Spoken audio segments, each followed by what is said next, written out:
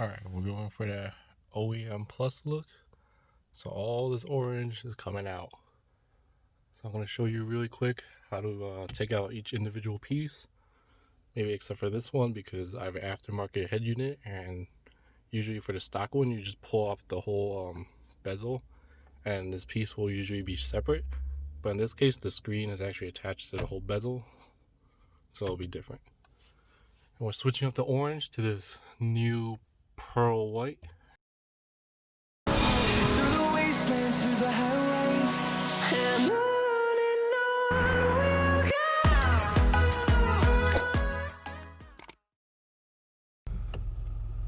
Alright, for the bezel, you just lower your steering wheel, just start pulling on it. It comes out. For the steering wheel controller, I already took out one. It's just a basic screw that goes onto the back of the hand control right there. So all you have to do is just reach for the screw, put a screwdriver right here, and then just unscrew it. And then there's a little plug that you just press on there and then just take it out. Once you get the screw out, you can kind of just pry out the hand control. And then there's that clip I'm talking about. So you just press on that with your other hand and then just pull it out. For this piece, I mean, you could just, I used to use a screwdriver and just pried it.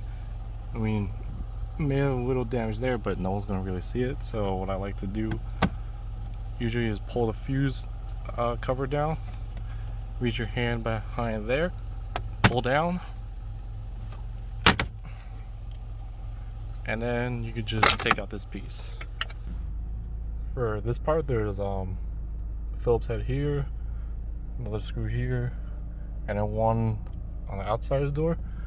So these plastic covers, I just like to take like a strong X-Acto knife, just pry out the plastic covering. There's one Phillips head, another one right here,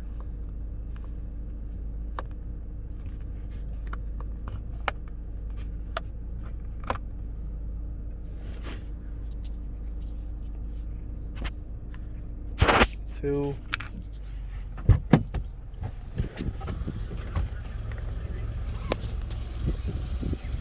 and three. Once you got those screws out, and take out the speaker,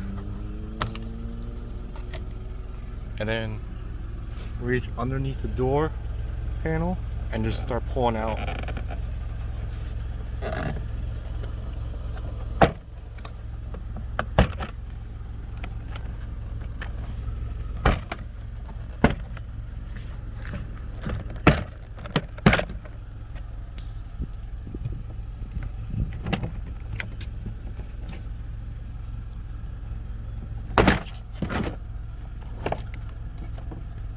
What I like to do is just prop my foot underneath it.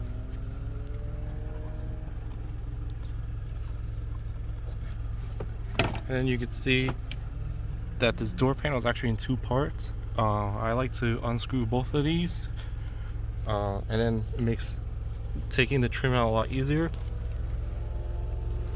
And then you got a screw here, a screw here, and then another one here. You unscrew those and then you can take out the trim.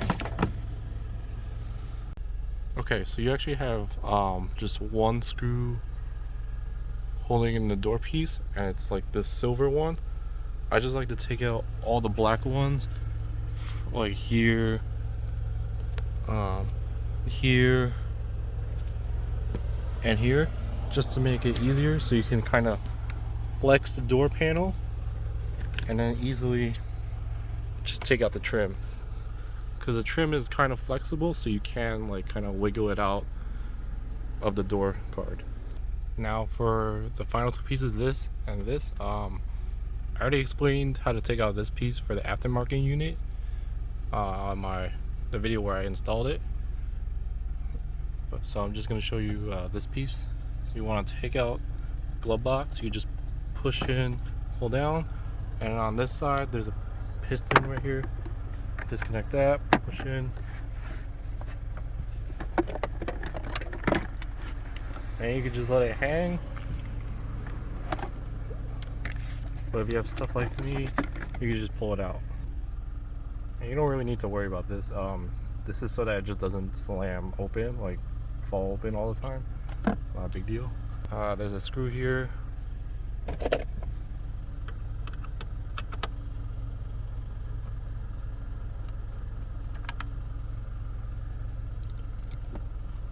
And you can pull down. And then you just take out this screw. And then you could start prying this off.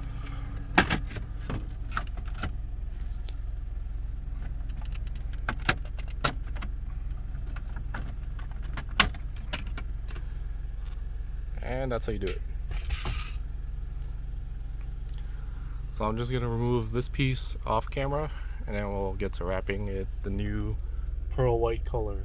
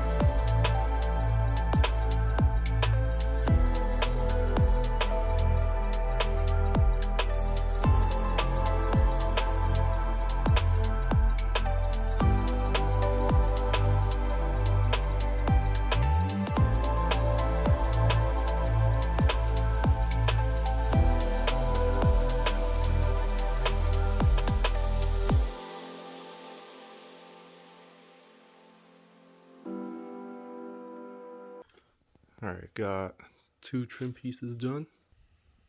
You can tell this pearl white has a blue tint, so it's not really a normal white. Turn on the flash for you. Maybe you can see that better. Blue tint is pretty evident right there.